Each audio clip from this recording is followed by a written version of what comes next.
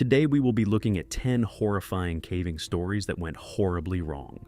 Each story will send chills down your spine, but before we get to them, let me remind you, viewer discretion is advised. On the morning of February 9th, 2019, two Italian divers, Carlo Basso and Carlo Barbieri, prepared to explore the famous El Dudu cave system in the Dominican Republic. The cave, known for its labyrinthine passages and striking underwater scenery, attracts divers from all over the world. For many, it represents a challenge, a place where skill and courage are tested. Basso and Barbieri, though not certified for cave diving, appeared undeterred. Their recreational diving experience gave them confidence, but confidence alone is no substitute for the specialized training required to navigate underwater caves. By 11:50 a.m., the pair had entered the water. Their excitement was evident, and their gear, though suited for open water diving rather than caves, seemed in order. They moved smoothly at first, following the main guideline, a lifeline for divers in these submerged mazes. This line, secured to the cave's interior, was their connection to the surface. With no natural light and endless twists and turns, the guideline is a diver's only assurance of finding the way back. The initial phase of their dive appeared uneventful. Basso and Barbieri swam deeper into the system. However, as they ventured farther, the underwater world grew darker and more constricted. The beauty of the wide-open spaces near the entrance gave way to narrow corridors and oppressive silence. Then came the critical moment. Somewhere deep within the cave, they encountered a jump. A jump is a secondary line that branches off the main guideline, leading to side passages that can be far more treacherous. These jumps are intentionally set apart to prevent inexperienced divers from accidentally following them. Only divers with advanced training know how to handle such a junction, using a jump reel to connect the secondary line back to the main one. But something happened. Basso and Barbieri deviated from the main guideline and entered the side passage without taking the necessary precautions. Perhaps it was curiosity, an eagerness to explore, or even a simple lapse in judgment. As they pushed into the narrower space, the environment began to change. The passage was tight, and their movements disturbed the fine silt coating the cave floor and walls.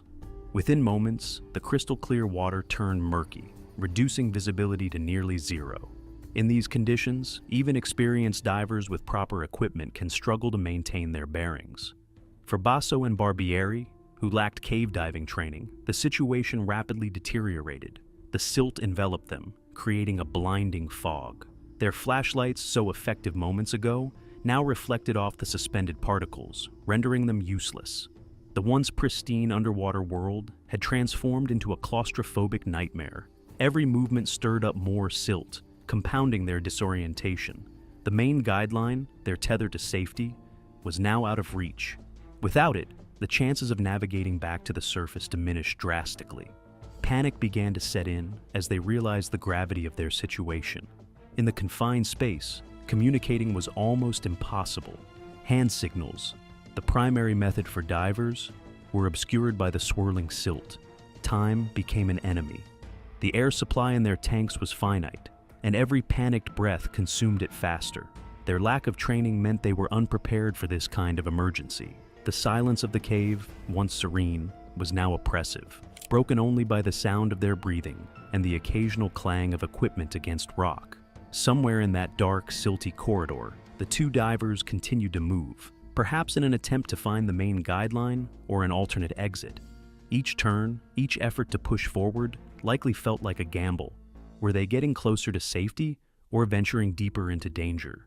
For Basso and Barbieri, the sense of isolation was overwhelming. The weight of the water above them, the encroaching darkness, and the dwindling air supply created an inescapable sense of urgency. They were far from the tranquil waters they had expected to explore, trapped instead in an environment that demanded precision and expertise they did not possess. The minutes stretched on, each one more critical than the last. Compounding the situation, Basso's front-mounted stage cylinder became entangled in the cave line. In his effort to press forward, the guideline snapped, trailing behind him. This severed their only reliable connection to the main guideline and the cave's exit. Trapped in an unfamiliar passage with no clear direction and rapidly diminishing air supplies, the divers found themselves in a life-threatening situation. The severed line rendered navigation nearly impossible. while the silt stirred by their movements turned the water into a suffocating haze. When Basso and Barbieri failed to surface by mid-afternoon, concern quickly grew among those waiting on land. Divers who venture into caves typically follow strict schedules, as even minor delays can signal serious trouble. The Dominican Republic's Speleological Society, DRSS, was notified, and two of its most experienced divers, Philip Lehman and Angel Comprez, prepared to search for the missing pair. The initial search began under challenging conditions. Lehman and Comprez entered the cave, following the main guideline and scanning for any sign of the missing divers. It wasn't long before they encountered heavily silted water, the first indication of trouble. The stirred-up silt was a telltale sign that Basso and Barbieri had ventured into an unstable area, likely a side passage. As the rescuers pressed deeper into the system, they discovered a broken guideline leading into a narrow, silty corridor. This discovery confirmed their worst fears. The divers had strayed from the main line, severing their only reliable connection to the cave's entrance. Without this guide, they would have been left to navigate the maze-like system blind, a near-impossible task for even the most experienced divers. Lehman and Comprez cautiously entered the side passage, but the conditions were deteriorating rapidly. The dense silt made visibility almost non-existent, forcing the rescuers to rely on touch and memory to progress. The narrow corridor further hampered their efforts, leaving little room to maneuver or search effectively. After hours of painstaking work, they were forced to retreat without finding any sign of the missing divers. The next day, the search resumed under equally challenging conditions. The silt cloud from the previous day's disturbance had not settled, and visibility remained near zero. The rescuers faced mounting frustration as they combed the labyrinthine passages, knowing that every passing hour diminished the chances of a successful recovery. On February 12th, 3 days after Basso and Barbieri had entered the cave, the rescuers finally located one of the missing divers.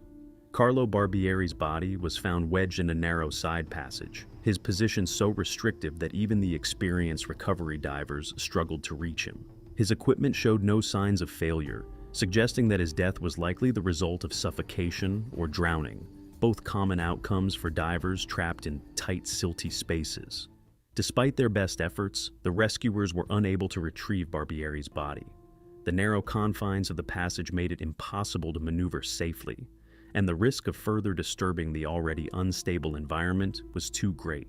The team reluctantly decided to leave Barbieri where he was and continued their search for Basso. For the next several days, the recovery effort faced one obstacle after another. The dense silt cloud showed no signs of settling, and the intricate maze of the cave system made it difficult to determine where Basso might have gone. By February 21st, after nearly 2 weeks of searching, the local recovery team decided to halt their efforts. The risks had become too great, and there was little hope of finding Basso alive. With the situation growing increasingly dire, 2 American divers, Ed Sorensen and Mike Young, were called in to assist. Both men were renowned for their expertise in cave diving recoveries, particularly in low visibility and high-risk environments. However, their arrival was met with resistance from local officials, who feared that the recovery effort was too dangerous.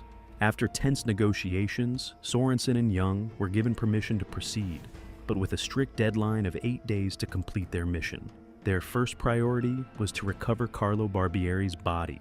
Using specialized equipment, including a harness designed for tight spaces and a 4-point anchor system for stability, Sorensen and Young carefully maneuvered into the narrow passage where Barbieri had been found. The recovery took 4 hours, requiring meticulous work in zero visibility conditions. Despite the challenges, they successfully brought Barbieri's body to the surface, providing some closure to his grieving family. The next day, the Americans turned their attention to finding Carlo Basso. Pushing beyond the point where Barbieri had been discovered, Sorensen encountered a crevice at the end of the passage. There, in complete darkness, he found Basso's body, wedged tightly in the confined space. To free the body, Sorensen had to cut away Basso's entangled equipment, including his back-mounted cylinder, which floated upward, indicating it was empty. His front-mounted cylinder, still full, sank into the crevice, suggesting that Basso had struggled desperately in his final moments. After disentangling the body, Sorensen and Young followed the same recovery process used for Barbieri. 4 hours later, they brought Basso's remains to the surface, concluding one of the most challenging recovery efforts in the history of the El Dudu cave system. On the morning of February 11th, 1998, a sharp chill through the Tennessee woods persuaded James Lewis, Alan England, Daryl Moore, and Jerry Olson to prepare for their caving expedition. Olson had recently discovered a cave during a ridge-walking outing and invited his seasoned companions to join him in exploring it. Known locally as Weatherly Well, the cave entrance presented an immediate challenge, a narrow 9-inch wide slot that led 4 feet down, barely wide enough for one person to fit through at a time, before opening into a 7-foot drop into a larger passage, followed by a 10-foot drop. The group gathered at the entrance, inspecting the narrow slot. The opening, wet, claustrophobic, and congested, seemed to draw them into the Earth's icy maw. From the surface, they could see the initial drop, a steep descent into dark shadow. The passage beyond was supposed to twist like a corkscrew, creating an almost claustrophobic visual that suggested little room for error. Despite their collective experience, the cave's configuration demanded precise mapping of their approach. The group laid out their gear carefully, double-checking ropes and handlines. It was clear the slot would only allow a single explorer to enter. Alan England, the oldest at 63 but still remarkably fit and the smallest of the group, volunteered to venture inside. With the rope secured above ground as a handline, England prepared himself to descend into the narrow slot. The entrance, a mere 9 inches wide, was a daunting challenge even for someone of his slight build. It allowed one person at a time. Taking a deep breath, he began to contort his body, his ribs compressing as he maneuvered into the tight space. Every inch of his descent was a battle against the unyielding stone, his clothing catching on the damp, moist walls. By the time he slipped through the slot, his shirt and pants were soaked, his chest heaving from the effort. The descent that followed was less challenging, aided by gravity. The rope provided a steady guide as he lowered himself carefully into the chamber below. The 7-foot drop opened into a slightly larger passage, allowing him to stretch his cramped limbs for the first time. His headlamp then pointed towards the next section, which was just below him, another 10-foot drop, leading further into the cave's depths. England paused, letting the silence settle around him. The beam from his headlamp revealed more of the cave's layout. A network of twisting passages punctuated by sudden, sharp drops. As much as he wanted to explore further, England recognized the risks of venturing deeper alone. The 10-foot drop below required additional rope work, and without a partner to assist or secure him, the potential for disaster was too high. Reluctantly, he decided to turn back. His body was already damp and chilled from the moisture that clung to the cave walls, and he knew better than to push his luck. Ascending the 10-foot drop was straightforward. Years of caving experience guided his movements, his hands finding purchase on the rope, while his feet searched for solid footholds. Each pull brought him closer to the surface. He reached the base of the slot entrance with a sense of cautious relief. It was only then that England realized the full extent of the challenge ahead. What gravity had made simple during his descent was now about to be insurmountable. England gazed upward at the tight slot he had entered through. From below, the narrow gap seemed even more constricting. He positioned himself and began the climb, using the rope for leverage. But as he reached the slot, his progress halted. The narrow confines of the entrance pressed against his body, restricting his movement and leaving little room to maneuver. His muscles, already fatigued from the cold and exertion, struggled. Gravity, which had assisted his descent, now turned against him.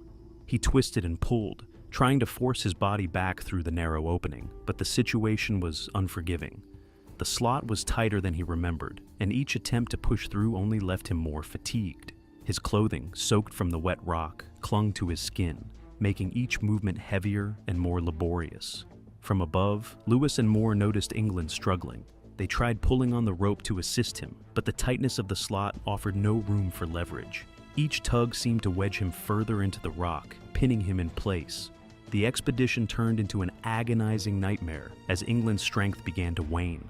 His hands trembled from cold and exhaustion, and the realization that he was trapped began to weigh heavily on him. The slot was merciless, its unyielding rock pressing against him like a vice. The temperatures inside the cave were already low, and since it was winter, the cold air from the entrance turned the already frigid conditions into a battle against hypothermia. England's soaked clothing clung to his body like ice, sapping his remaining warmth. He shivered uncontrollably, his breath coming in shallow gasps. The narrow confines of the slot restricted even his ability to expand his chest fully, leaving him with the sensation of being slowly suffocated by the cave itself. Lewis and Olsen scrambled to provide what aid they could. They lowered extra clothing and a thermos of warm drink to England, hoping to stave off the cold. England forced himself to drink, trying to fight from the freezing grip of the cave, but his situation remained dire. As time went by, he finally called out everyone saying, he can't do this anymore, and they need to get help as soon as they can. Lewis and Olsen wasted no time. Hiking back to Olsen's house, they called the East Tennessee Cave Rescue Team, relaying England's plight. Within 2 hours, the rescuers arrived at the scene, a team of highly skilled cavers equipped with specialized tools and techniques. By the time the team reached England, he had been trapped for nearly 5 hours. His skin was pale, his body trembling from the cold. The pain was unlike anything he had ever felt before. His mind was racing. He kept replaying the moment he slipped through the slot so easily, gravity aiding him without a second thought. But now, it was his enemy. The rescuers immediately assessed his condition, providing additional layers of clothing and encouraging him to eat and drink to combat hypothermia. The narrow slot posed a significant challenge to the rescuers. England's position, combined with the unforgiving geometry of the entrance, left little room for maneuvering. They rigged a complex system of pulleys and hauling devices, designed to carefully extract him without causing further injury. Each pull was painstakingly slow. England gritted his teeth against the pain as the cold rock pressed into his body, scraping against his chest and shoulders. The rescuers worked methodically, their every movement calculated to avoid worsening his predicament. Finally, after an hour of grueling effort, England emerged from the slot, battered but alive. The cold air outside was a relief compared to the suffocating chill of the cave. He was helped to his feet, his body shaking from exhaustion and cold, but his determination to walk back to the car unassisted spoke to his resilience.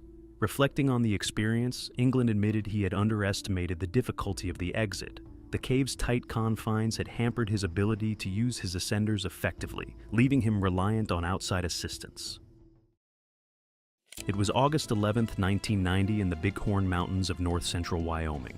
Blaine Davis, Dave Baker, and Monty Harnden approached Rotorhead Cave, carrying their backpacks that were loaded with digging tools and equipment. The entrance was barely noticeable, a sinkhole hidden among the pines and moss-covered rocks, leading to the depths below.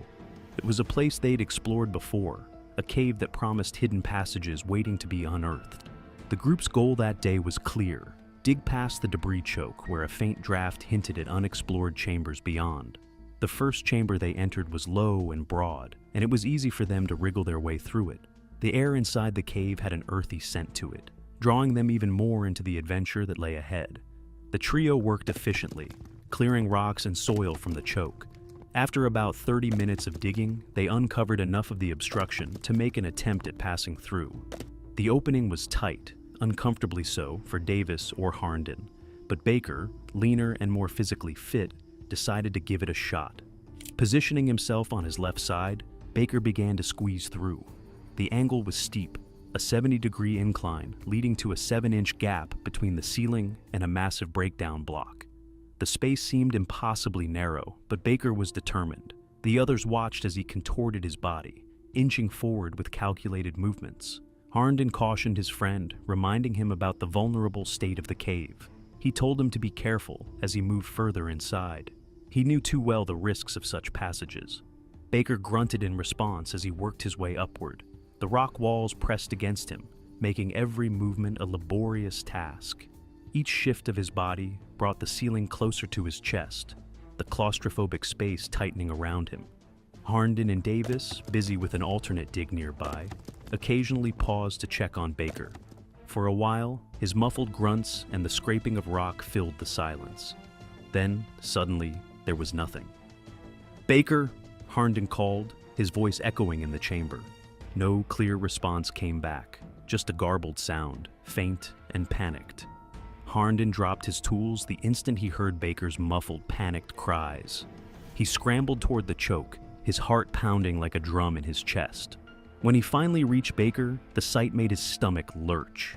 A triangular rock, about 30 pounds, had fallen squarely on Baker's back, pinning him against the wall. But it wasn't just that single rock. Smaller fragments of debris had cascaded down with it, wedging around his arms and legs. The larger block pressed into his ribs, forcing him into a painful position. The sharp edges of the debris gouged into his skin, leaving angry red welts and smears of blood. It took just a glance for Harnden to realize what had happened. Baker had been navigating the steep incline. The breakdown blocks above him were held in place by little more than a precarious balance and gravity. As Baker shifted his weight to inch upward, the inevitable happened. The triangular rock shifted first, tipping forward and striking his back with a sickening thud. Its momentum triggered a cascade. Smaller rocks and debris rained down, filling the narrow space around him and leaving him completely immobilized. The cave seemed to groan under the shifting weight, a reminder of just how unforgiving the underground could be. Baker's voice was hoarse as he pleaded for help. His mind spiraled into terror as the image of Floyd Collins, the infamous caver who had died after being trapped in a Kentucky cave in 1925, flashed vividly in his mind. The thought hit him hard. He couldn't shake the fear that this was how his life would end too, stuck, helpless, and buried in the dark. Collins' story was a haunting legend among cavers, trapped by a falling rock and sand cave and didn't make it out alive. Harnden shook off the chilling thought, though it had taken root in his own mind too. He inched closer to Baker, examining the situation. Harnden remained steady, refusing to let panic take over. He reassured Baker, firmly reminding him that they would get him out and that there is no chance that he would have to have the same fate as Floyd Collins. Harnden dug his feet into the uneven ground and gripped the jagged rock with both hands, straining against its weight. It didn't move. Every attempt seemed to press the triangular stone further into Baker's back, making him groan in pain. The sharp edges had already torn through his clothing, and each failed effort only deepened the abrasions on his skin. Davis, crouching just behind, handed Harnden whatever tools they had. Pry bars, a small hammer, anything that might give them leverage. The narrow space forced Harnden to work awkwardly, his arms aching as he fought to create even a sliver of space between Baker and the unforgiving walls. Minutes felt like hours as the confined air grew stale, and the dampness of the cave clung to their skin, intensifying their sense of urgency. For Baker, each breath was a battle. The rock pinned his chest just enough to make inhaling a shallow, laborious process. The tight confines of the choke pressed against him from all sides, heightening his panic. His thoughts spiraled uncontrollably, flashes of his family and unfinished dreams cutting through the haze of fear. The oppressive darkness made it worse. The faint glow of headlamps only served to remind him how far they were from the safety of open air. He fought to keep himself calm, but his body trembled with the mounting dread that he might not make it out. Harnden finally managed to wedge his hand against the edge of the triangular stone. With a desperate burst of strength, he pushed upward, trying to dislodge it. The movement sent a jagged corner of the rock scraping across Baker's back, tearing into his skin. Baker let out a guttural cry, his body twisting reflexively against the rock. Harnden winced at the sound, but kept going, knowing there was no other choice. He managed to tilt the rock just enough to shift its weight. Using the narrow walls for leverage, he pushed the rock back toward Davis, who reached forward to grab hold and maneuver it out of the tight passage. The process was agonizingly slow, with every inch feeling like a victory against the cave itself. Finally, the triangular stone was freed, leaving Baker bloodied but no longer pinned. Harnden moved quickly, gripping Baker's shoulders and guiding him through the narrow squeeze. Davis supported Baker's legs from below, ensuring that he didn't slip further into the choke. Baker's body was limp with exhaustion, his strength spent after hours of being trapped. Each movement sent fresh waves of pain through him, but he gritted his teeth and focused on the voices of his companions urging him forward. When they emerged into the broader chamber, all three collapsed to the ground. Baker lay flat on his back, his chest heaving with shallow, ragged breaths. Harnden quickly wrapped a sleeping bag around him to stave off the chill, while Davis dug through their gear, producing a small bottle of water and some energy bars. Baker took small sips, his trembling hands barely able to hold the bottle. The silence in the chamber was heavy, punctuated only by the sound of their breathing and the faint drip of water from the cave walls. As Baker rested, Harnden and Davis sat close by, the weight of what had just happened pressing heavily on them. The thought of Floyd Collins, trapped and alone, never to be rescued, had haunted all three of them during the ordeal. Baker was then taken to the hospital, where doctors began treating his injuries. The triangular rock had left deep gashes along his back, and his body was covered in abrasions and bruises from being wedged in the tight squeeze. The medical team cleaned and stitched the wounds, monitoring him for signs of hypothermia and dehydration. Despite the pain and exhaustion, Baker was grateful to be alive, and he knew that without the quick actions of his teammates, his story could have ended far worse. It was June 18, 1990, when Gary Lutz decided to take his two sons, 13-year-old Gary Jr. and 9-year-old Timothy. Caving in West Virginia's New Trout Cave, it seemed like the perfect opportunity for an adventure. Gary, with over 2 decades of caving experience, was eager to share the thrill of exploring underground with his boys, even though they were relatively new to the activity. The trio arrived well prepared, or so they thought.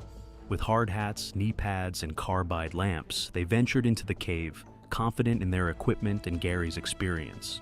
Their journey started smoothly. They navigated through the initial passages with ease, pausing to admire the vast big room with its towering ceiling and expansive floor. After a quick bite, the three ventured into the maze, a complex network of narrow passages, ledges, and crawlways. Here, the cave's tight spaces began to challenge their resolve, but Gary's guidance and enthusiasm kept his sons motivated. As they approached an 8-foot drop, Gary decided to leave their pack behind to make navigating the tight sections easier. It seemed like a logical decision at the time. The pack contained extra food, water, and their only backup lights. Confident that their carbide lamps had been refueled just minutes earlier, Gary believed they'd return to the pack well before the lamps ran out. But the cave had other plans. About 200 feet into the maze, Timothy's light began to flicker. A mild inconvenience quickly turned into a looming threat when it failed completely. Gary assured his sons they could turn back, but just moments later, Gary Jr.'s lamp gave out as well. Panic started to creep into their minds as the once illuminated passages dissolved into shadows. Gary pressed forward, his own light still flickering faintly, the boys following closely behind. They moved as quickly as they could in the confined passages, but the maze's honeycomb of corridors proved disorienting. Gary tried to retrace their steps, but the confusing layout led them into one false passage after another. Then, as if the cave itself wanted to seal their fate, Gary's lamp sputtered and went out, plunging the three into total darkness. The air felt heavier now, and the silence pressed in on them. Gary tried to calm his breathing as his sons' anxious voices cut through the void, asking the question he dreaded. "Dad, are we lost?" Gary tried to keep his composure. He couldn't afford to panic. His sons needed him to be strong. The maze's confusing layout had already led them astray once, and without light, the chances of finding their way back were slim. In the pitch-black depths of the maze, Gary assessed their situation. Crawling blindly to find the pack seemed impossible. They couldn't even be sure they were heading in the right direction. Gathering the spent carbide from their lamps and pooling what little unspent pellets they had left, Gary managed to get one lamp working using urine in the water chamber. The crude solution provided just enough light to guide them to a small chamber where they could rest. Here, they sat down, the dim glow of the makeshift lamp barely illuminating their faces. Gary placed his sons on their knee pads to conserve body heat and tried to reassure them. But the truth weighed heavily on him. No one knew they were here. He hadn't told anyone of their plans, and their car, parked near the cave entrance, gave no indication of which cave they had entered. The minutes stretched into hours. The lamp's faint light flickered and died, leaving them in utter darkness once again. The cave's temperature, a constant 54 degrees Fahrenheit, began to seep into their bones. Without food or water, their bodies weakened. The soot-covered walls from long-ago nitrate mining added to their misery, irritating their throats and lungs with every breath. Outside the cave, the trio's absence had finally been noticed. By Wednesday, a local resident reported their unmoved vehicle to the state police. Investigators reached out to Florida authorities and eventually contacted Gary's family, who confirmed that he had planned to go caving in Pendleton County. However, they had no idea which of the Trout Rock caves he might have entered. Back in the cave, Gary and his sons were losing hope. Their bodies were weak from dehydration, their throats raw from the dusty air. They huddled together for warmth, each grappling with their fears in silence. Gary thought about how he had failed to follow basic safety protocols, 3 light sources per person, leaving notes about their plans, carrying enough provisions. His regret was overwhelming. The boys, too, were struggling. Gary Jr. and Timothy had begun to see flashes of light, an eerie hallucination caused by their worsening physical condition. They cried quietly, clinging to their father as he whispered words of comfort. All 3 of them prayed for a miracle, for just one more chance to escape this living nightmare. By Friday morning, the Lutz family had been trapped in New Trout Cave for nearly 5 days. The rescue effort had grown in scale, with multiple caving groups and emergency responders converging on the site. For the rescuers, the odds of finding survivors after such a prolonged period without food or water in the cold, damp environment of the cave seemed slim. When the Lutz pack was discovered deep in the maze, hope flickered briefly before reality set in. The pack's location suggested that the family had ventured further into the labyrinth of crawlways and stoopways, likely losing their way in the darkness. The search teams braced themselves for what they believed was now a body recovery mission. "We're probably looking for fatalities," one rescuer said quietly to another as they entered the maze. The oppressive silence of the cave seemed to confirm their fears. Every corner turned, and every crawlspace inspected revealed nothing but cold, lifeless rock. The rescuers steeled themselves for the grim task ahead, their voices echoing eerily as they called out into the void. The maze itself was a formidable challenge. Tight passages forced rescuers to squeeze through on their bellies, their helmets scraping against jagged rocks. The air was thick with dust, and the sharp smell of decaying carbide from the Lutz spent lamps lingered in the air. As the team pushed deeper, one of the rescuers froze, straining to listen. Faintly, from somewhere ahead, there was a sound, a weak, barely audible voice. It was so faint that, for a moment, he thought he might have imagined it. "Did you hear that?" he whispered urgently. The team stopped, holding their breath. Then it came again, a faint, broken cry for help. The rescuers exchanged looks of disbelief. It couldn't be. After 5 days in the cave, in near freezing temperatures without food or water, how could anyone still be alive? Their pace quickened, adrenaline surging through their exhausted bodies. The voice grew louder as they called out in return, guiding them closer to the source. When their lights finally illuminated the huddled figures of Gary Lutz and his sons, the rescuers could hardly believe their eyes.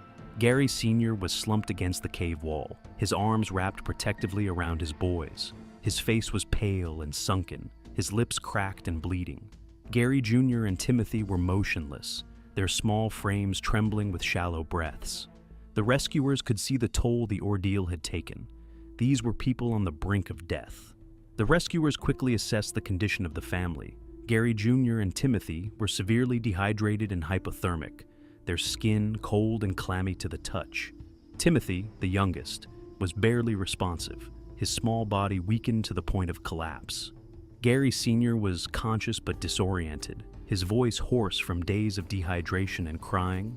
The family's condition was so dire that the rescuers feared they might not survive the journey out of the cave. They radioed the surface, urgently requesting medical support to be ready when they emerged. Getting the Lutz family out of the cave was no small task. The tight crawlways that had disoriented Gary and his sons now became an obstacle for the rescuers as they maneuvered the weakened family members through the confined spaces. Timothy, too weak to move on his own, was carefully strapped into a stretcher. 2 rescuers took turns carrying him, navigating the narrow passages with painstaking care. Gary Jr., though slightly stronger, needed support to walk. A rescuer guided him, speaking words of encouragement with every step. Gary Sr., though determined to walk out under his own power, stumbled frequently, his body weakened from exhaustion. 2 rescuers flanked him, ready to catch him if he fell. As they moved, the rescuers monitored the family's condition closely. Timothy's breathing was shallow and irregular, and Gary Jr. occasionally drifted into semi-consciousness. Gary Sr., though physically present, seemed mentally distant, his eyes glassy and unfocused. After hours of grueling effort, the rescue team finally emerged from the cave, the sunlight a stark contrast to the oppressive darkness they had left behind. Medics rushed forward to take over, assessing the family's condition and providing immediate care. Gary Jr. and Timothy were bundled into blankets and placed on stretchers, IV lines quickly inserted to rehydrate their frail bodies. Gary Sr., though able to walk, was immediately seated and given water and oxygen. His hands shook as he clutched the bottle, the enormity of their survival beginning to sink in. The rescuers, now standing in the bright West Virginia sunlight, looked at one another with a mixture of relief and disbelief. Against all odds, the Lutz family had survived. In late November 1992, Banshee Hole in Tennessee became the site of a tragic caving accident. The cave, known for its imposing 95-foot vertical entrance, challenged even seasoned cavers. On this particular expedition, 4 cavers descended the sheer drop into the cavern below. Among them was a relatively inexperienced participant, unaware of how critical technical precision and physical endurance would be during their exploration. The descent was executed with a single rope system anchored securely at the surface. Each caver relied on their gear to descend into the darkness. The first few minutes inside Banshee Hole were uneventful. The team explored a section of the cavern, using the steady glow of their lights to navigate the rugged terrain. The cave stretched out before them, consisting of narrow passages and open chambers. They moved carefully, marking their path with chalk to ensure they could find their way back. The entrance chamber, while wide, quickly funneled into a narrow corridor that descended further into the earth. The walls were slick with moisture, and tiny rivulets of water trickled down in places, disappearing into unseen cracks below. The group advanced deeper into the cave, the corridor eventually giving way to a large open chamber. The floor was uneven, a patchwork of smooth stone and jagged edges that required careful navigation. At the far end of the chamber, a narrow passage beckoned, its entrance partially obscured by a curtain of flowstone. The group paused here to rest, but their pause was brief. The leader of the group reminded them of the time and urged them to head back. The route back to the surface was long, and they needed to conserve their energy. However, the true challenge of the trip came during the return ascent. The group decided to ascend one at a time. The least experienced one, identified here as the victim, went first. He was equipped with a rudimentary ascending rig that had been assembled based on instructions from a flyer accompanying a pair of Jumar ascenders. His setup included 2 ascenders, each attached to a foot with slings of differing lengths, and a chest harness improvised from webbing. A carabiner connected the chest harness to the rope, ostensibly to keep the climber upright. However, the system lacked a proper seat harness, a critical omission that would have provided essential support and stability during the climb. The victim started his ascent cautiously, his progress steady but slow. His companions watched from below, their lights following his movements as he inched upwards. The ascent rope passed through the carabiner at his chest, keeping him upright but offering little comfort. The climb was arduous, and as he approached the lip, a protrusion 8 to 10 feet below the top, the situation began to unravel. The lip presented a significant obstacle. Its overhanging nature required a climber to shift their weight and pull themselves over the edge, a maneuver that demanded upper body strength and precise technique. The victim struggled to navigate this section.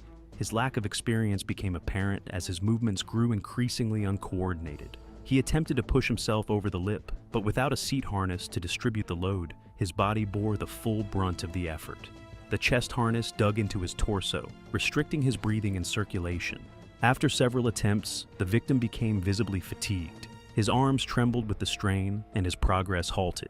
The other cavers quickly realized the severity of the situation. 2 of them ascended to his position, hoping to assist. They tried various techniques to either pull him over the lip or lower him back down, but their efforts proved futile. The makeshift harness, now reinforced with additional webbing, became a trap rather than a support system. After nearly 3 hours of exhausting attempts, one of the cavers made the difficult decision to leave the group and seek outside assistance.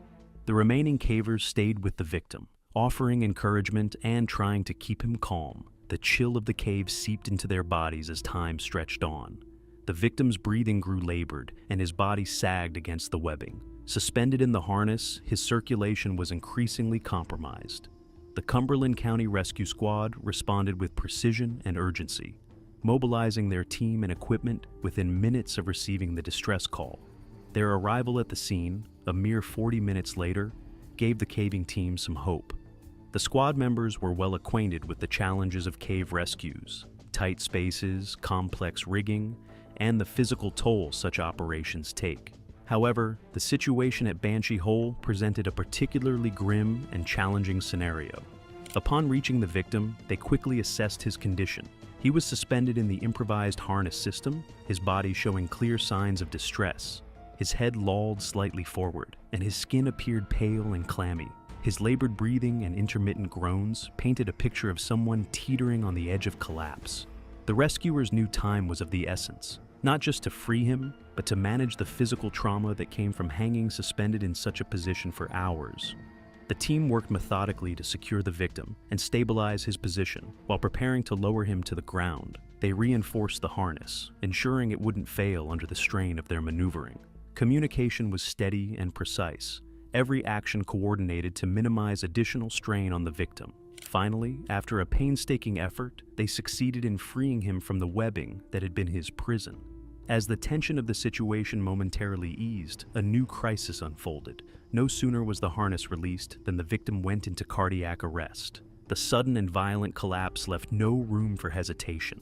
Rescue personnel immediately initiated CPR, their voices rising above the oppressive quiet of the cave, as they counted compressions and delivered rescue breaths. Despite their best efforts, they were unable to revive him. Every member of the team fought to maintain composure as the grim reality set in. The cave, which had echoed with their coordinated movements and urgent commands moments before, now fell into a somber silence. Subsequent investigation revealed the victim's death was the result of compression syndrome, also known as crush syndrome, a dangerous and little-known condition at the time.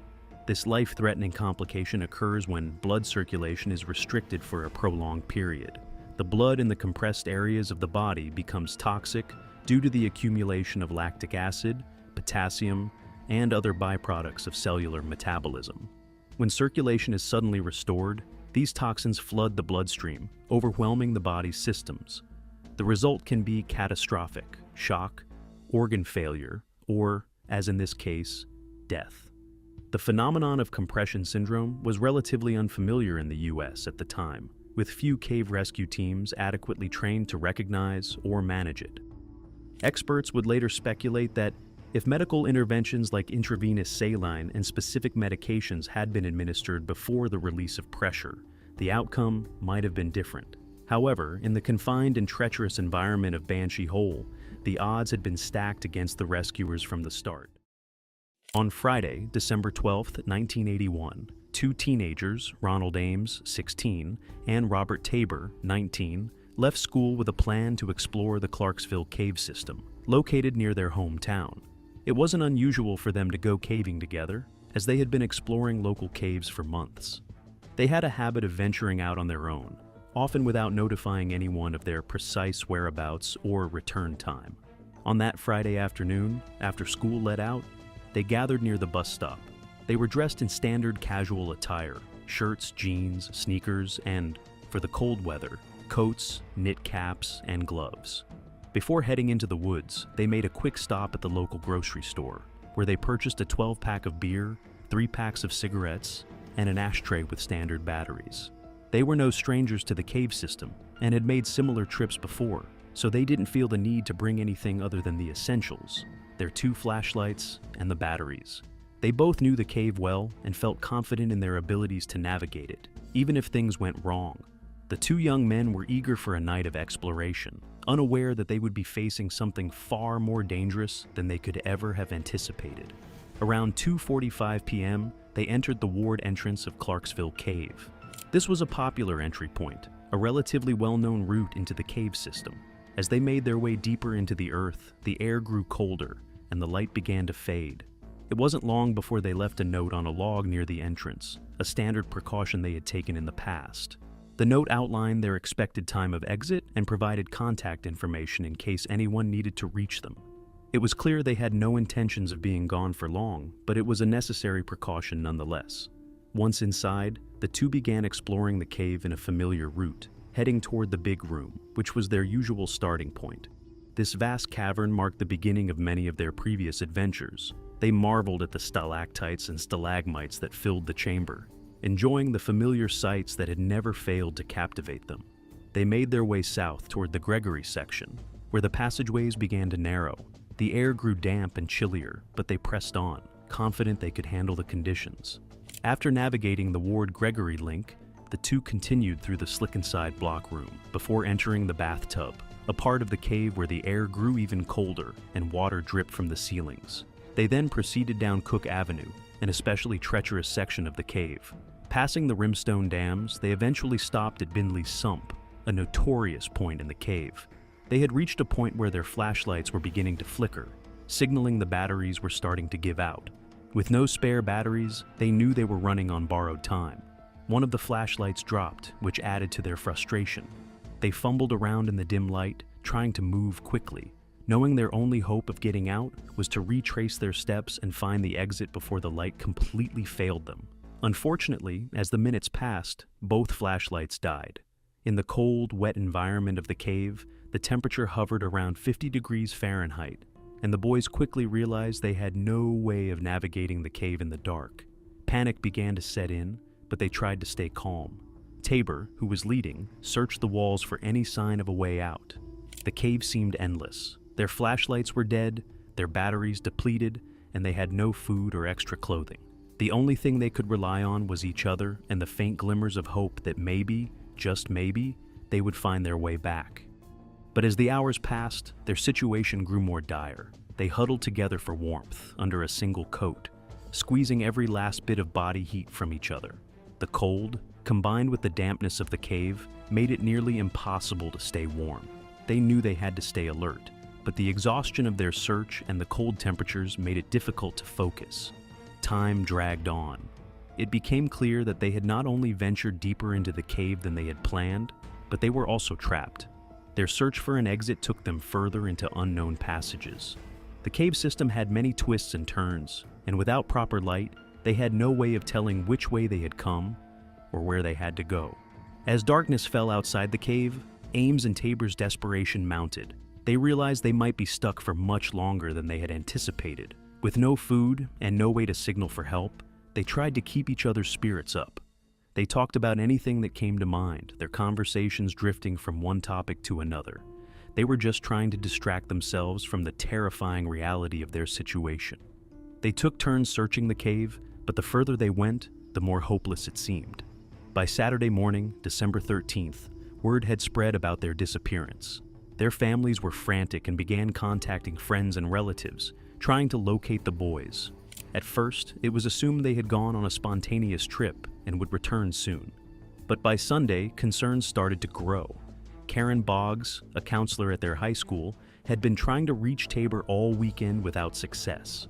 After several attempts to contact him, she realized something was wrong. She contacted their teachers, and it quickly became clear that the boys hadn't just gone on a short trip. They were likely stranded in the cave. On Tuesday, December 16th, Karen spoke to Nick Visco, another teacher at the school who was also an avid caver. Visco immediately suggested that a rescue team should be assembled to search for the boys. He had been to Clarksville Cave many times and was familiar with its layout. With his encouragement, an official search effort was organized. By Wednesday, a group of cavers and rescuers gathered at the Clarksville supermarket to prepare for the search. At 5 p.m. on Wednesday, December the 17th, the first team entered the cave through the Gregory entrance. They had a clear plan to search the areas the boys were most likely to have passed through. They began by heading toward Bindley's Sump, but after searching the area for over 30 minutes, they found no sign of the boys. The cave was cold and damp, and the search teams had to battle their own exhaustion as they pressed on through narrow passageways in thick mud. The search seemed endless. A second team entered the cave at 6:15 p.m., checking for any clues further along the passages leading to Bindley's Sump. They encountered the same frustrations as the first group.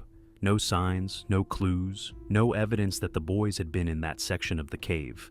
Time was running out.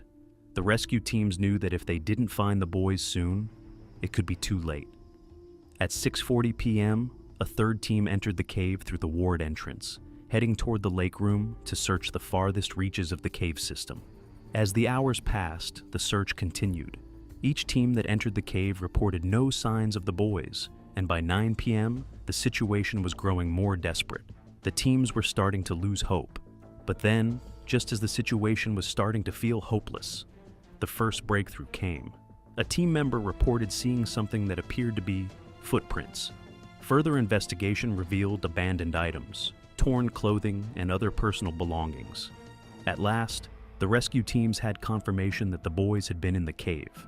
They pressed forward with renewed urgency. At 9:25 p.m., an emergency team entered the cave, determined to find the boys and bring them out. After what must have felt like an eternity for the search teams, they finally located Ames and Tabor. The boys were found in a near hypothermic state, severely dehydrated and suffering from frostbite and numbness in their extremities. They had been trapped in the cave for nearly 4 days. Their condition was critical, but they were alive. The rescue team worked quickly, administering first aid as they prepared the boys for evacuation. The harsh reality of the situation was evident. The boys were lucky to be alive, and their ordeal had taken a significant toll on their physical and mental state. By 9:45 p.m., Ames and Tabor were safely in an ambulance on their way to the hospital. The boys had been incredibly lucky to survive such a harrowing experience. The boys spent several days in the hospital, recovering from their ordeal. They were lucky to have made it out alive. In the weeks that followed, they both reflected on their experience and the importance of safety when venturing into the unknown. Their story became an inspiration to other cavers, a reminder of the importance of being prepared, staying alert, and always respecting the cave. On December 27, 2003, a group of 8 boys from the San Antonio Boys Village, along with 2 counselors, trekked toward Boy Scout Cave in Florida. Among them were Michael Sharrow, 15, and Javerick Henderson, 16, 2 adventurous teens eager to prove their mettle in the labyrinthine depths of the cave. Their counselors had decided to remain outside, citing their size as a limitation in navigating the tight passages. The cave was notorious for its narrow crawlways and sharp turns, but it was considered safe due to its stable structure and dry conditions. The group with just 9 flashlights began their descent shortly after noon. The temperature dropped to a constant 72 degrees Fahrenheit as they moved further from the entrance.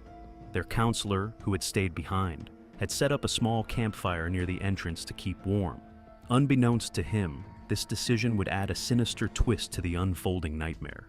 Michael and Henderson led the group. The air was still, almost suffocatingly silent, as the boys crawled and twisted through tight passages.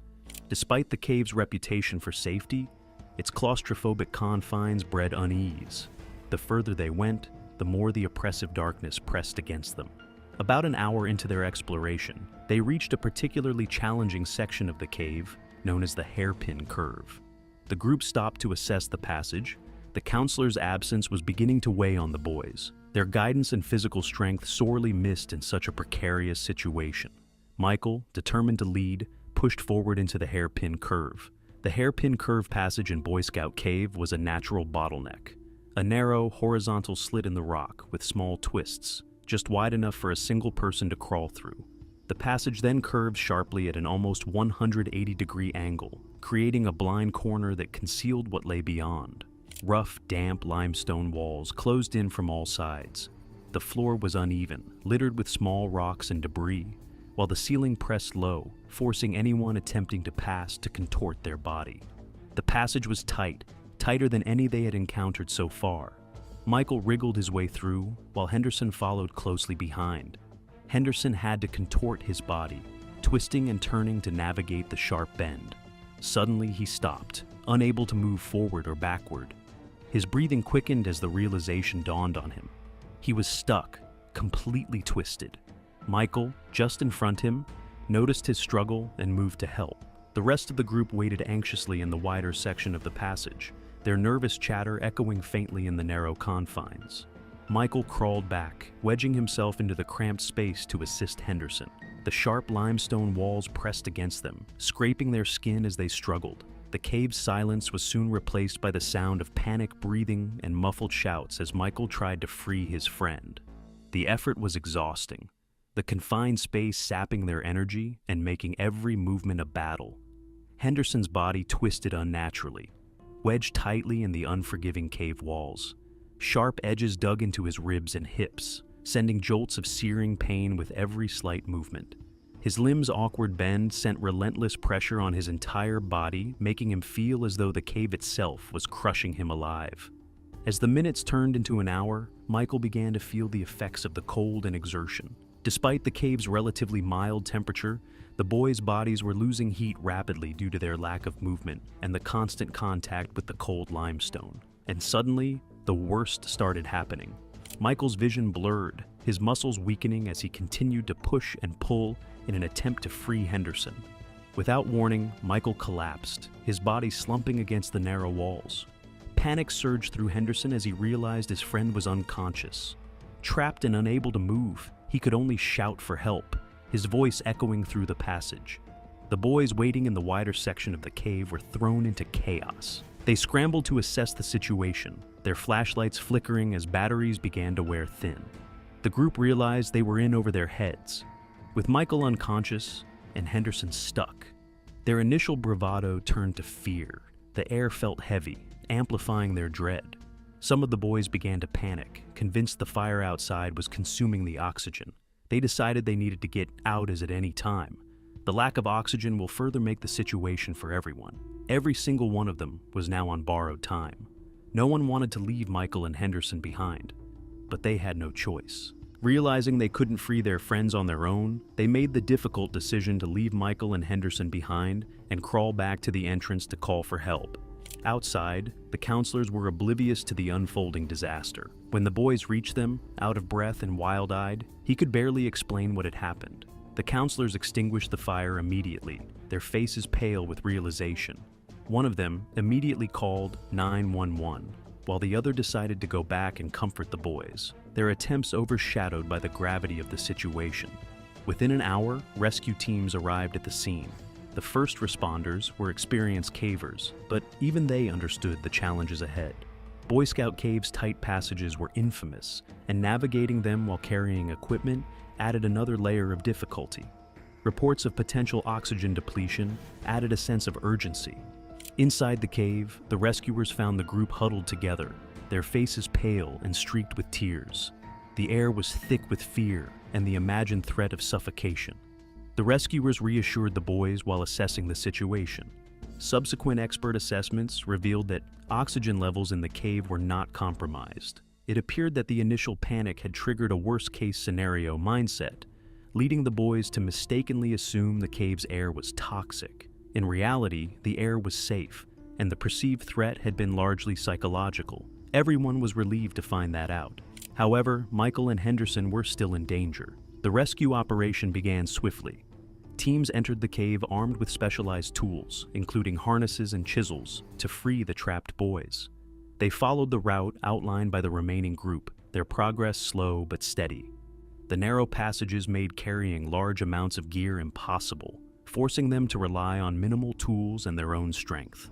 When the rescuers reached the hairpin curve, the sight was grim. Henderson was still conscious but visibly shaking, his skin pale and clammy. Michael lay slumped ahead him, unresponsive. The rescuers knew time was running out. Hypothermia was setting in. Despite the cave's 72-degree temperature, prolonged exposure to the rock and the lack of insulation had sapped their body heat. Henderson's speech was slurred, his movements sluggish, while Michael's shallow breathing signaled a critical state.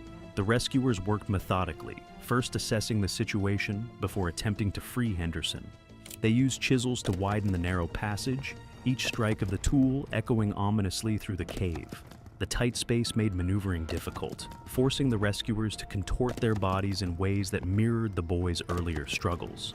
It took over an hour to free Henderson. As he was pulled from the hairpin curve, he let out a sob of relief, though his body remained stiff and trembling. The rescuers quickly wrapped him in a thermal blanket and began the arduous task of moving him through the narrow passages toward the surface. With Henderson safe, attention turned to Michael. His condition was critical. his unconscious state a stark reminder of the dire situation. The rescuers worked with renewed urgency, chiseling away at the rock to create enough space to extract him. Every second felt like an eternity as they fought against the unyielding limestone. After nearly 2 hours, they finally freed Michael. His body was cold to the touch, his pulse weak but present. The rescuers carefully secured him in a harness and began the slow process of carrying him to the surface. The narrow passages made every step a challenge, the rescuers' bodies aching as they navigated the labyrinth. When they finally emerged from the cave, the scene was one of relief and urgency. Emergency medical teams were waiting, their equipment ready to combat the effects of hypothermia. Michael and Henderson were rushed to the hospital, where they received immediate treatment. Both boys were alive, but severely hypothermic. For Michael, it took an entire day for him to regain consciousness. In the end, the counselor's decision to stay outside the cave, though made with good intentions, had left the boys without critical guidance. The lack of proper equipment and preparation had turned a simple exploration into a life-threatening situation. May 30th, 1999, was supposed to be an ordinary day for Francis Reyes, a seasoned caving guide and an instructor with the National Cave Rescue Commission. Leading groups through the winding passages of Cueva Los Angeles in Puerto Rico had become second nature to him. He knew every twist, every chamber, and every danger that lay within the caves. But on that fateful day, the cave would demand the ultimate sacrifice from the man who had dedicated his life to its exploration and safety. The group he led that day consisted of 17 individuals, a mix of adventure enthusiasts and curious first-timers. Among them was Elba Vasquez Gonzalez, a middle-aged woman who had taken this trip to conquer her fears. Reyes, with his characteristic warmth, reassured her, and others who seemed nervous, jokingly calling the cave their underground playground. The group entered the cave just after midday, leaving behind the warmth of the sun and stepping into the cave's eternal night. Reyes led the way with the ease of a seasoned guide. The stream passage stretched before them, which seemed harmless at first. They had to make their way through it in order to go deeper inside the cave. For most of them, this was an adventure unlike any other, wading through shallow waters, navigating slippery rocks, and marveling at the underground beauty surrounding them. Reyes moved confidently among them, offering steady hands and gentle encouragement to those who faltered. As they ventured deeper, the stream's gentle flow began to strengthen, its sound growing louder, its movements more insistent. Reyes noticed the change. He halted, his trained ears picking up the danger that was heading their way. Unbeknownst to the group, heavy rains had fallen in the mountains far away, sending a pulse of water surging through the underground network toward them. Reyes cast a glance back at the group, his sharp instincts warning him of a potential threat. The current tugged at their feet now, subtle but undeniable. He paused briefly, pointing his headlamp down the passage, as if trying to gauge the unseen force approaching them. For the moment, they were safe, but he knew they needed to stay ahead of whatever was coming. Without alarming the group, he pressed them to keep moving, guiding them toward higher ground. His voice, calm but firm, carried over the sound of the stream. The atmosphere shifted subtly. The group, sensing his concern, moved with more focus, though their initial excitement still lingered. The water, however, was relentless. Each step brought them closer to the danger Reyes could sense but not yet see. Within moments, the water around their feet began to rise. What had been a manageable stream quickly transformed into a churning current. Panic began to set in as the group struggled to keep their footing. Reyes acted swiftly, directing them to higher ground. He shouted and instructed everyone to move up to the incline, pointing towards a steep, rocky slope that led to an upper passage. The group scrambled upward, the water surging faster with each passing second. The sound of the flood was deafening, a roar that drowned out all other noise. Rocks and debris tumbled through the torrent, adding to the chaos. As the group approached the incline, the sound of rushing water seemed to grow louder, echoing ominously through the cave. The passage narrowed, the walls pressing closer, and the current became more insistent, tugging at their legs like unseen hands. Vasquez struggled to keep her balance on the slick, uneven ground, her movements unsteady and faltering. Her breath came in quick, shallow gasps, fear taking hold as the water surged around her. Then it happened. Her foot slipped on a hidden rock beneath the surface, and she lost her balance. The current seized her with brutal force, yanking her downstream in an instant. The group froze, their hearts dropping as they watched her body twist and tumble in the torrent. Her scream was short-lived, a piercing cry swallowed by the roaring floodwaters. She was thrown violently against the jagged walls, her head striking the rock with a sickening hollow sound. Her body went limp, caught in the grip of the unforgiving current. For a moment, time seemed to stand still, the cave filled only with the thunderous rush of water and the distant, haunting echo of her impact. Without hesitation, Reyes sprang into action. There was no deliberation, no second guessing. He simply moved, diving headfirst into the churning water. The torrent immediately fought against him, clawing at his limbs and threatening to pull him under, but he pushed forward, his every muscle straining against the surge. The group could only watch, their faces etched with terror, as he disappeared into the chaos. Reyes' powerful strokes cut through the water, his determination overriding the pain and exhaustion clawing at his body. He reached Vasquez just as the current began to drag her under, her face pale and slack, blood trickling from a gash on her forehead. Grabbing her with one arm, he used the other to brace against the sharp rock, steadying himself against the relentless force. She was barely conscious, her body lifeless and heavy in his grasp. The cold water had sapped her strength, leaving her at the mercy of the cave's wrath. Reyes pulled her close, shielding her fragile form as debris swirled around them, the sharp edges threatening to tear at their skin. His breath came in ragged bursts, each movement a battle against the surging flood. The climb back toward safety was harrowing. Reyes, burdened by Vasquez's weight and the punishing current, inched his way toward the incline. Every step was agony, the water battering him with unrelenting force, the sharp rocks biting into his hands and legs. His muscles burned, his vision blurred, and his lungs screamed for air, but he refused to let go. He could hear the shouts of the group above, their frantic voices urging him on, though their words were lost in the cacophony of the flood. When he reached the base of the incline, his legs trembled with exertion, his body on the brink of collapse. Using every ounce of strength he had left, he began to hoist Vasquez upward, inch by inch. The group above extended their arms, their faces twisted with desperation, as they strained to pull her to safety. Reyes pushed with all his might, his entire being focused on getting her out of harm's way.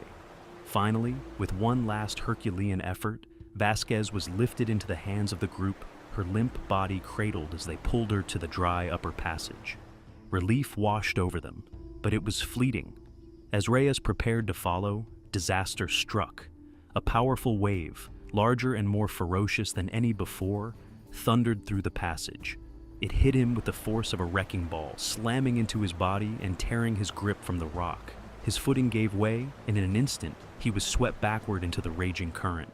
Above, Vasquez's eyes snapped open. Dazed and bloodied, she screamed in horror as she saw Reyes being carried away. Her voice, raw and broken, echoed through the cavern, cutting through the chaos. She scrambled to the edge, her trembling hand outstretched toward him, desperate to pull him back. For a fleeting moment, their fingers brushed, a fragile connection in the midst of the maelstrom, but the water was merciless, ripping him away before she could hold on. Her scream tore through the cave, filled with anguish and despair. The group above could only watch, helpless, as Reyes was carried into the darkness. His headlamp flickered weakly, a small, distant light swallowed by the relentless flood. Then it was gone, leaving behind only the sound of the rushing water and the hollow ache of loss. The remaining guides took charge, leading the group to a dry chamber higher in the cave. The climb was grueling, the rocks slick and the air cold.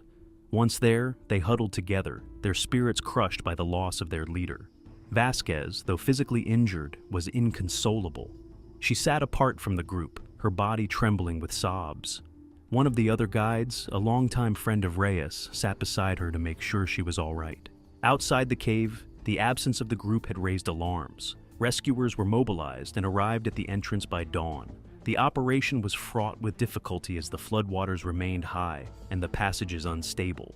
After hours of careful navigation, the rescuers reached the trapped group. Vasquez, weak but determined, insisted on walking out with assistance, her mind still consumed by the memory of Reyes' sacrifice. The group emerged into the daylight, their faces etched with exhaustion and sorrow. Vasquez was taken to the hospital, where her injuries were treated. She was later reported to be in fair condition, her physical wounds healing, though the emotional scars would remain. Reyes's body was recovered later that day, found downstream from where he had been swept away. News of his death spread quickly, and tributes poured in from the caving community. While recovering, Vasquez often bore the weight of guilt, blaming herself for the tragedy. Reyes' companions, learning of her anguish, would visit her to offer comfort and share stories about the man he was. They recounted his selflessness, his unwavering courage, and his instinct to help others without hesitation. He lived for this, they would say, and he would have done the same for anyone. That's who he was, a man who put others before himself, no matter the cost. To those who knew him, Reyes was more than just a guide. He was a mentor, a protector, and a friend. In June 1992, a group of 10 Boy Scout members decided to go on a caving expedition in Killiansburg Cave. Killiansburg Cave wasn't much to look at, just a modest cave tucked away in the hills of West Virginia.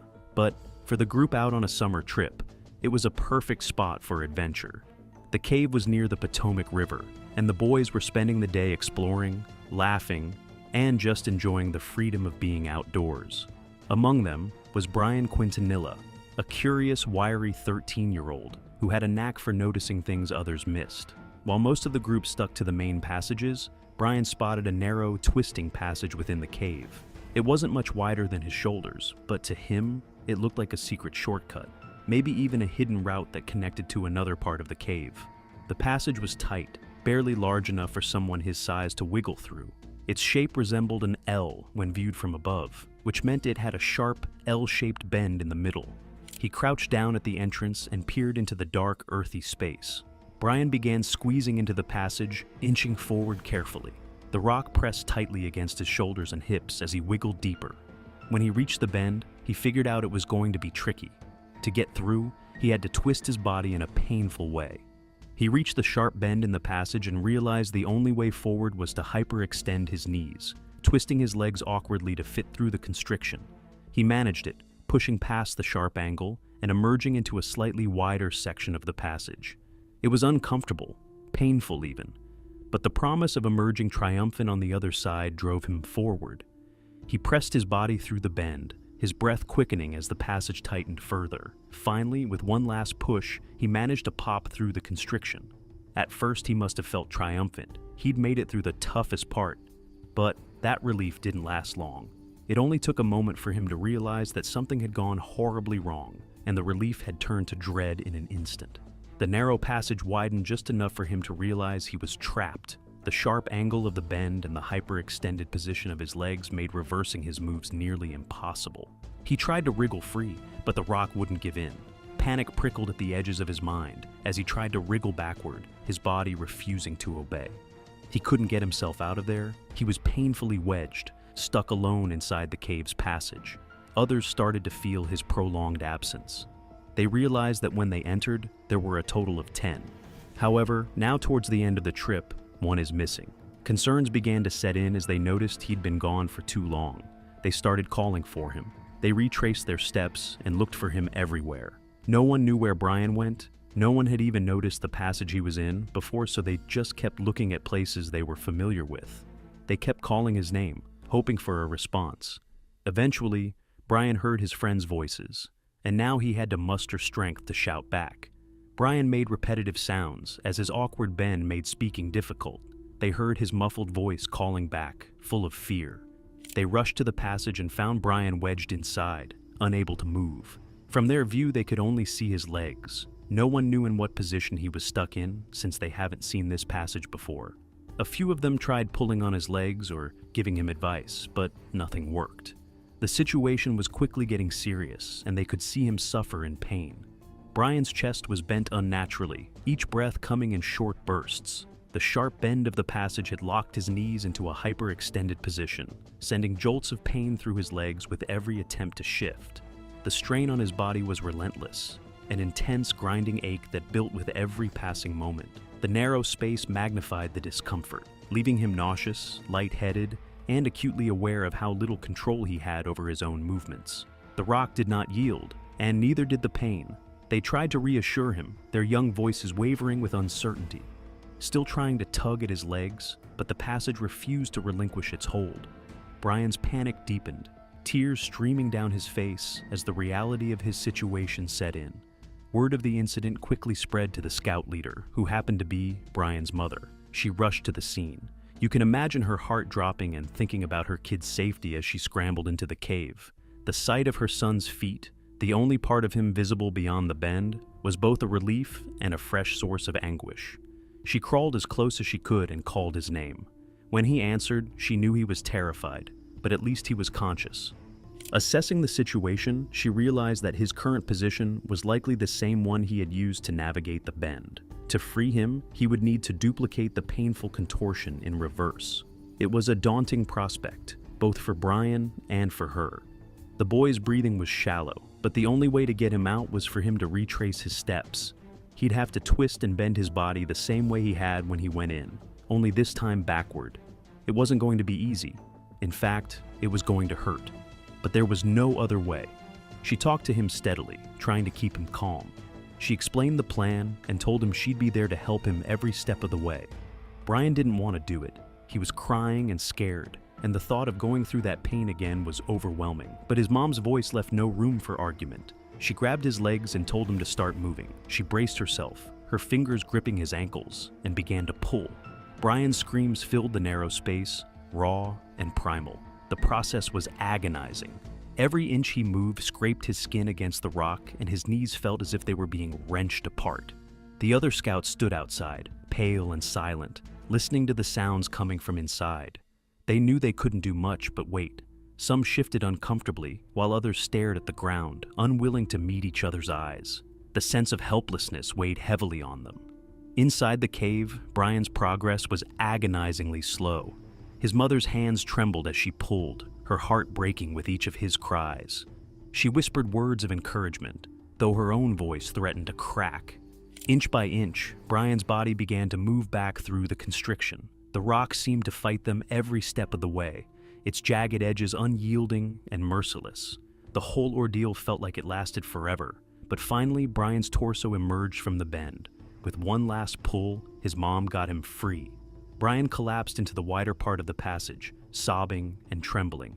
But before his mom could calm him down, the adrenaline surging through his body drove him into a blind panic. The tight spaces that had felt like an adventure earlier now felt suffocating. He was feeling more and more claustrophobic. Soon, with the help of his mom, he got out of the passage as fast as they could. He collapsed onto the floor for a while. However, Brian's mental state was getting weaker. The cave was making his panic attack worse, and just after a minute or two, he started to feel suffocatingly trapped. Everyone held him and escorted him out of the cave, his face pale and contorted with fear. He stumbled into the open air, collapsing onto the grass. His chest heaved as he gulped in deep breaths, the sunlight almost blinding after the cave's dim confines. His mother came out shortly after, her hands scraped and bloody, her face a mix of exhaustion and relief. The group gathered around Brian. No one said much. The weight of what had happened hung heavily over them. In the days that followed, Brian's body healed, but the emotional scars lingered. That experience stuck with him for years to come. It was May 11th, 1996, when an experienced caving team of 11 members and government safety experts ventured into Midnight Creek Cave, California. This cave had been off-limits since 1994, closed due to dangerous levels of hydrogen sulfide in the water. The team was there to test for gases and evaluate conditions, but what started as a controlled exploration turned into a nightmarish ordeal for one of them. The group had split into smaller teams to navigate the treacherous cave. Richard Breisch, Colin O'Neill, Kurt Wexel, and Renee van Vrieswijk were part of the trailing group. The team set up gas detectors to check the hydrogen sulfide levels in the air. They tested the water for dangerous chemicals, focusing on sulfur content. Each team member took turns monitoring different areas of the cave. The safety experts looked for any signs of instability in the cave's structure. Everything seemed under control at first, but that would soon change. The upstream section had been uneventful, but as they began their return, tragedy struck. Richard, leading the group, stepped onto what appeared to be solid ground, a slick, moss-covered rock, and suddenly lost his footing. In an instant, he disappeared into a narrow, vertical chute in the stream bed, his carbide lamp flickering out as he fell. The chute was just 3 feet in diameter, barely wide enough for Richard's body. He landed in a standing position, but his torso was twisted awkwardly, and his head dipped below the water's surface. The force of the fall wedged him in tightly, with his legs pinned upward and his chest compressed. The icy stream surged around him, filling his nose and mouth with freezing water. Panicked, he craned his neck upward, desperately trying to create an air pocket to breathe. The ever-present danger of hydrogen sulfide added another layer of dread to the situation, as the gas could quickly overwhelm him if he didn't find relief soon. For a few agonizing seconds, he wasn't sure if anyone had seen him fall. The thought of being alone in this suffocating position sent a surge of adrenaline through his body. His head felt like it was being pressed underwater by an invisible hand. Each attempt to hold his head up required an excruciating effort, his muscles trembling with the strain. The frigid water was unrelenting, and each drop that streamed into his nose made him gag and cough. The position began to take its toll, nausea welling up as his stomach twisted painfully. Above him, Colin O'Neill had seen the fall and reacted instinctively, moving toward the chute to help. In his haste, Colin misjudged the slickness of the rock and slipped, plummeting into the chute himself. The impact drove Richard deeper into the narrow passage, worsening his predicament. Richard's body compressed further, his ribs now pressing painfully against the unyielding rock walls. He couldn't tell if he was at the bottom of the chute or if there was another drop waiting beneath him. Fear and claustrophobia gripped him as the thought of hydrogen sulfide poisoning lurked in his mind. Colin struggled to free himself and called out for help. Renee and Kurt, alarmed by the commotion, rushed to the scene. With Kurt's assistance, Renee managed to pull Colin out of the chute, but Richard remained trapped. His friends could see the water level rising around him, his face pale and his eyes wide with terror. Every second was critical, and the thought of toxic gases accumulating in the cave added to their urgency. Richard's attempts to breathe became a tormenting cycle.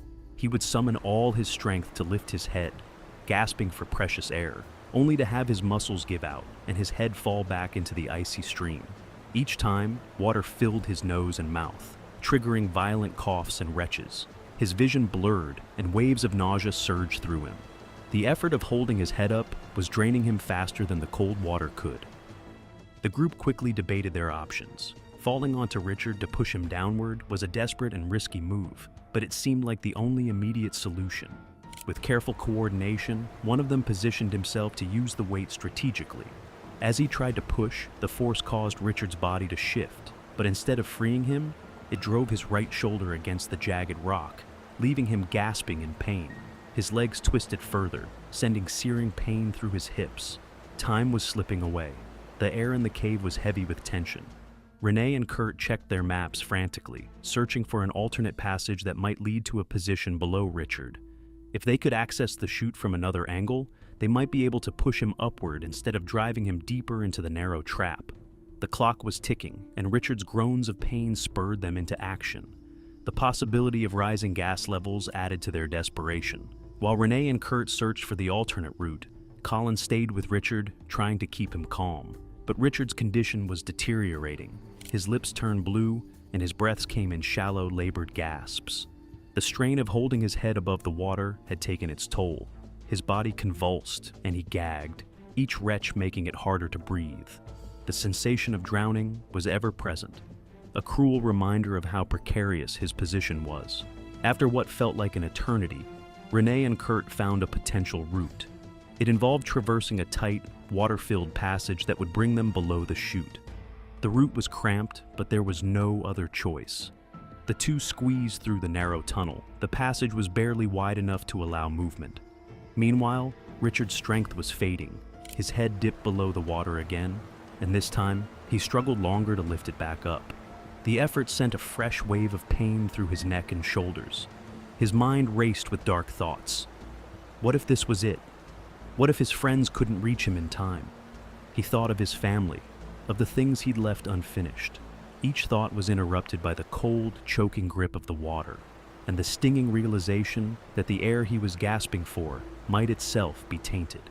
Finally, Renee and Kurt emerged at the base of the chute.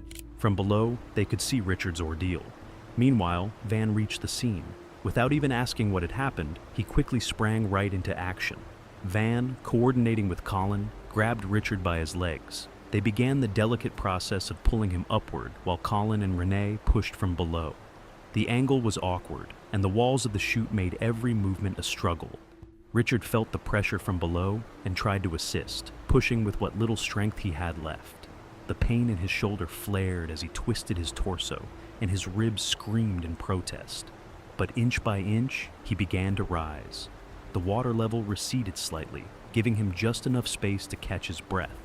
Encouraged by this progress, his friends redoubled their efforts, spurred on by the knowledge that failure was not an option in such a hostile environment.